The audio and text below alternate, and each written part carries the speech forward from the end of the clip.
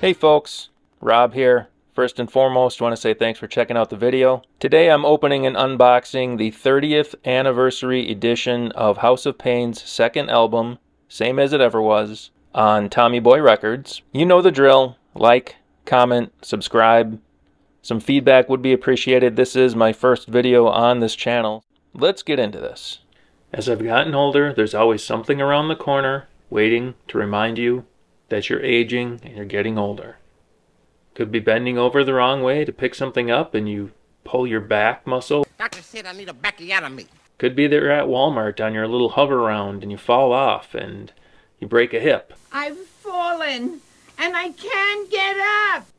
Those kind of reminders that you're getting old. Another reminder is 30-year anniversaries of albums, which there's a lot of these days.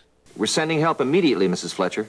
So 1994 was a big year for music. You got Weezer's Blue Album, Oasis' Definitely Maybe, Green Day's Dookie, and in the hip-hop space you've got Ill Communication by the Beastie Boys, Nas's Illmatic, Biggie's Ready to Die, Scarface's The Diary, Warren G's Regulate. So 1994 was obviously a huge year for absolute classic albums, including Manic Street Preacher's album, The Holy Bible.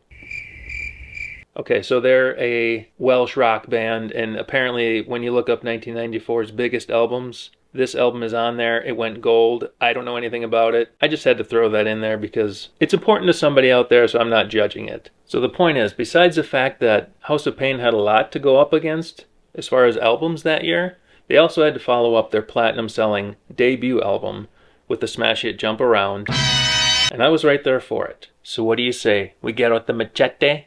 Lay it on the lanolin. Lanolin? Like sheep's wool? And we cut this pig open. Let's just give this guy a little slice open here. There we go. I do buy my albums from, at least my hip-hop rap genre albums from Get On Down. I think they're based out of Massachusetts. They usually have really good deals. They're not sponsoring this video or anything, but I like them. They're quick. Nice safe packaging here in the cardboard. I've never had a damaged album, as many albums as I've bought through them.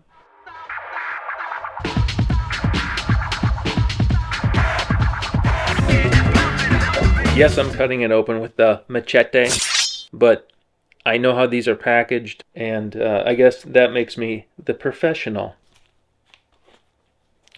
So yes, Get On Down, getondown.com. Alright, so there it is. The iconic, what I consider iconic album cover, which of course depicts your mom serving your dad divorce papers, and she's taking the house, the kids, the dog, and which really sets the tone for the album, of course. Here we have, this pretty much is the same as what the original release was, with the exception of the Soul Assassins logo, which is kind of weird. Those who aren't familiar with Soul Assassins was Cypress Hill, House of Pain, Funk Dubious, and a group called the Hooligans, who never officially released an album, but the Hooligans actually was a duo. They were kids at the time. Alchemist, who's now a very successful producer, rapper, and the other guy was Scott Conn, who's an actor now, and the son of legendary James Conn.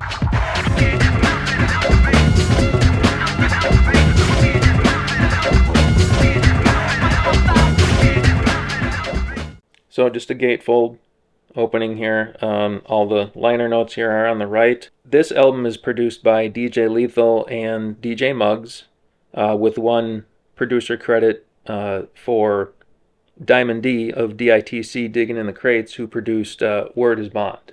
So this album kind of strayed from the whole Irish Pride theme. The first album was very Irish Pride heavy. This is a continuation of that, kind of an evolved sound. For those that know, this album, Everlast, seemed to have stepped up his morning routine of drinking gasoline or diesel, because his voice is just more gravelly and rough on this one. But it's great, and it even features DJ Lethal gets a couple bars on Point, which was the standout single from this album. Danny Boy kind of, once again, isn't on every song. I think he's on like 4 or 5 songs.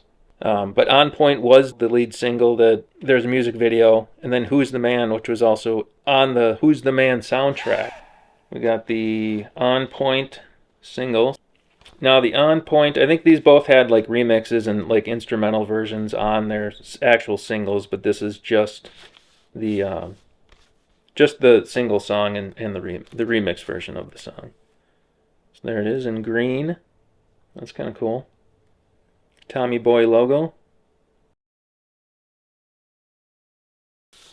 So another interesting note about this album is the group had to work around Everlast, who was on house arrest. He was arrested, I believe, in an airport, trying to get on an airplane with an unlicensed handgun.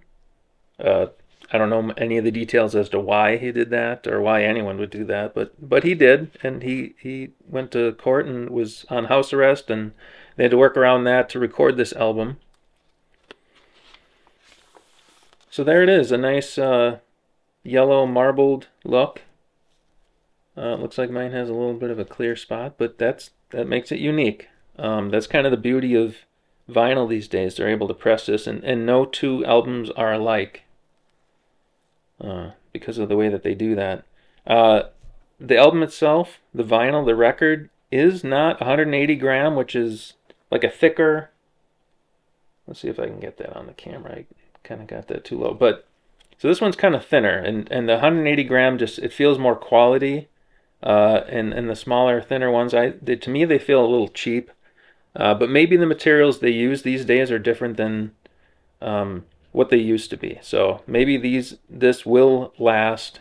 I don't know. I'll have to do a follow-up video in 50 years, let's say 30 years from now, and we'll see what this is looking like then. But otherwise, I mean, it looks beautiful. I mean, that's really cool. I like that. So good job, Tommy Boy Records, for doing that.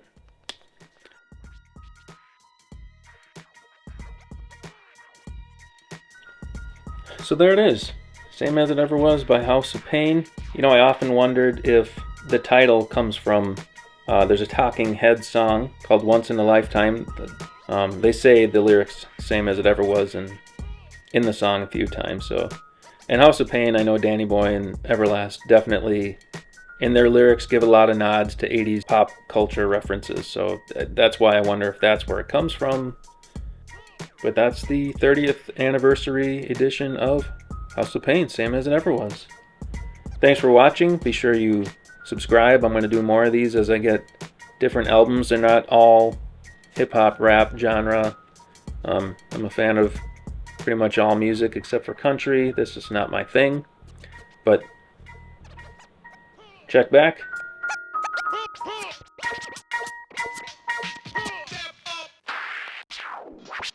What is this, amateur hour?